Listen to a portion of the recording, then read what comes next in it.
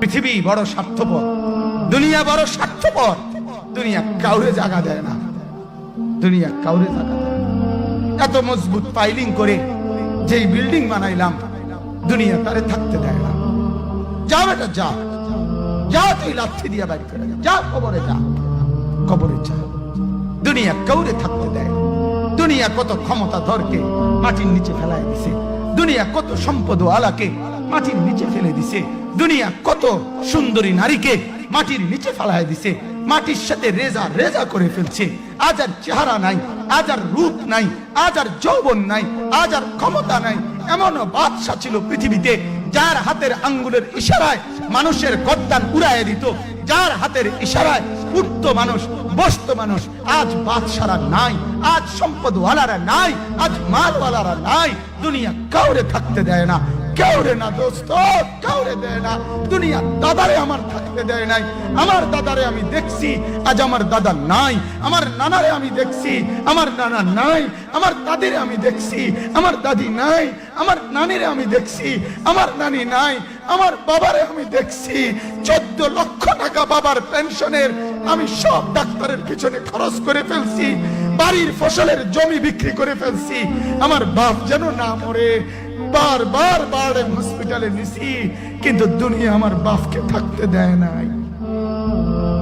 আমার বাপ কবরে চলে গেছে। দুনিয়া কাউরে থাকতে দেয় না, কাউরে না, কাউরে না, কাউরে না, কাউরে না। আমার বাপ দুনিয়া কাউরে থাকতে দেয় না। তুমি থাকবা না, তুমি থাকবা না। দুনিয়ার ধোকায় পড়ো না বাপ, দুনিয়ার ধোকায় পড়ো না। মাকে বুঝান।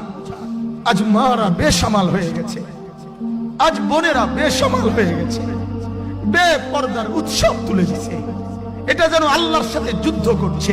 আল্লাহ করোনা না, তুমি আরো কিছু দাও, আমরা বেপরদিকে ছাড়বো না।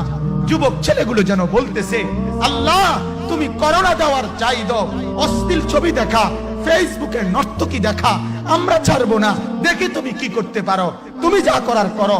দোকানদার ব্যবসায়ীরা হারামের লেনদেন করা বন্ধ করছে না, সুদখোর সুদ ছাড়ছে না, ঘুষখোর ঘুষ ছাড়ছে না, নাফরমান আর জিনাকার ব্যভিচারী এরা কেউ কিছু ছাড়ছে না। বেহায়ার বেপর্দা নারী তার অশ্লীলতার বেহায়াপনা ছাড়ছে না। মুসলমান তার ঘরে টেলিভিশনের নর্তকীর আওয়াজ তো বন্ধ করছে না। হায় করোনা কিভাবে যাবে, আযাব কিভাবে যাবে বলেন, বলেন, বলেন আপনারা। আমার বাপ ফেরাউনের উপরে তো আযাব এতদিন ছিল না, নমরুদের উপরে আযাব এতদিন ছিল না, সাদ্দাদের উপরে আযাব এতদিন ছিল না, কারুনের উপরে আযাব এতদিন ছিল না, লূত আলাইহিস সালামের কওমের উপরে আযাব এতদিন ছিল না, হুদ আলাইহিস সালামের কওমের উপরে আযাব এতদিন ছিল না, নূহ আলাইহিস সালামের কওমের উপরে এতদিন আযাব ছিল না। আজ আমরা মালিককে এই পরিমাণ নারাজ করছি, মালিক এত বেশি নারাজ।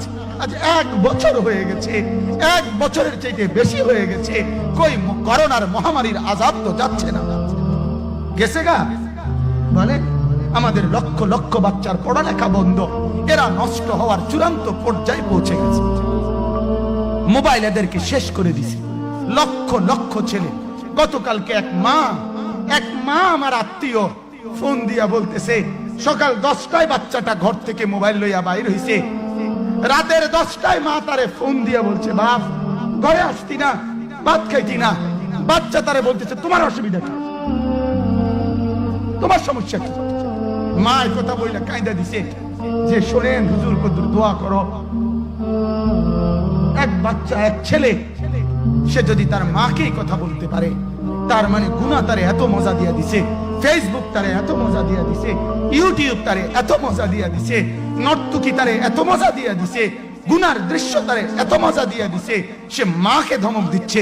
রাত 10টা বাজলে কি হইছে, রাতের 3টা পর্যন্ত দেখলে তোমার সমস্যা কি? আমার আখিরাত আমি নষ্ট করলে তোমার অসুবিধা কি? আমার জাহান্নাম আমি ঠিক করে নিলে তোমার সমস্যা কি?